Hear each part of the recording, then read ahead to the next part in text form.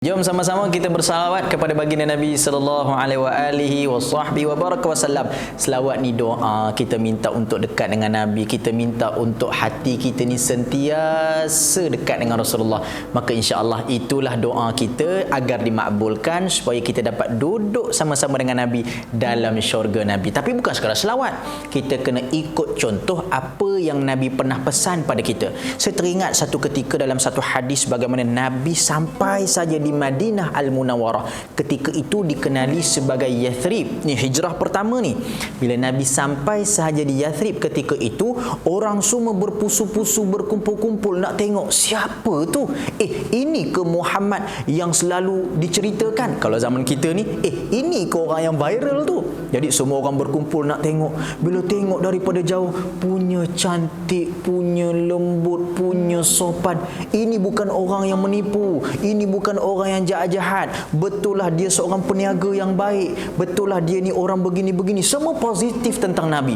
Bila Nabi tengok keadaan manusia ketika itu, di kalangan ada yang Islam, ada di kalangan yang belum Islam, Nabi ambil peluang untuk menyampaikan satu pesanan yang sehingga hari ini membekas dalam diri kita sebagai umat Muhammad. Yang pertama Nabi kata, afsyus salam, sebarkan salam. Sebab itu kita selalu berjumpa dengan umat Islam, kita ucapkan Assalamualaikum warahmatullahi. Entah mana-mana orang kita tak kenal, tapi Islam ajar kita untuk doakan kesejahteraan bagi dia. Inilah agama Islam, agama yang cukup damai. Yang kedua, wa tut'imut ta'am, jangan lupa untuk bagi makan kepada orang.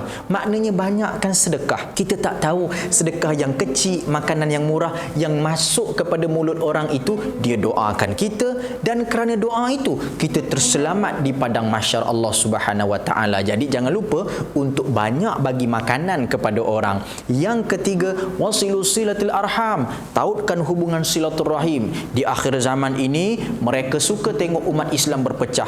Mereka suka tengok umat Islam ini hilang pegangan. Kamu dengan kamu, kamu dengan prinsip kamu, aku dengan cara aku. Mereka suka begitu. Jadi kita jangan begitu. Kita perlu ada satu pegangan. Kita kena ada silaturahim yang kuat. Kita perlu bersatu padu kerana agama kita, kerana Islam ini sujudnya kita kepada kiblat yang satu. Kenapa kita nak berpecah-pecah kerana apa yang kita suka, kerana warna kita, kerana rasa kita, kerana keinginan dan prinsip kita? Tidak, prinsip kita hanya satu, la ilaha illallah Muhammadun Rasulullah. Ini prinsip kita, satunya kita kerana Allah dan Rasulnya. Yang keempat, ini jangan ditinggal sebagai amalan penguat diri, iaitu wasallu fil laili wan nasun niyam, sembahyang pada waktu malam, waktu orang semua tidur. Kena banyak qiyamul lail. Kalau waktu kita diuji dengan segala macam keadaan, tak ada kerja, tak ada makan, tak ada duit, satu jawapannya, kembali sujud di waktu tengah malam untuk kita berhadapan, berbisik dengan Tuhan.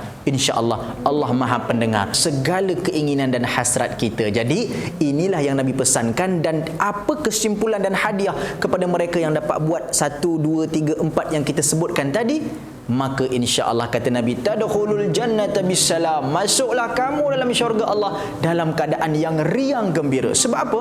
Dia sudah menjadi umat Islam yang sempurna. Jadi insya-Allah kita kekalkan momentum, terus istiqamah untuk mengamalkan 4 perkara yang ringkas ini, tetapi kesannya akan membawa kita masuk syurga Allah Subhanahu wa taala. Jom sama-sama kita boleh amalkan. Kalau nak tangguh-tangguh bila lagi? Sekarang kita dah boleh mula untuk buat. Sampaikanlah dariku walaupun satu ayat.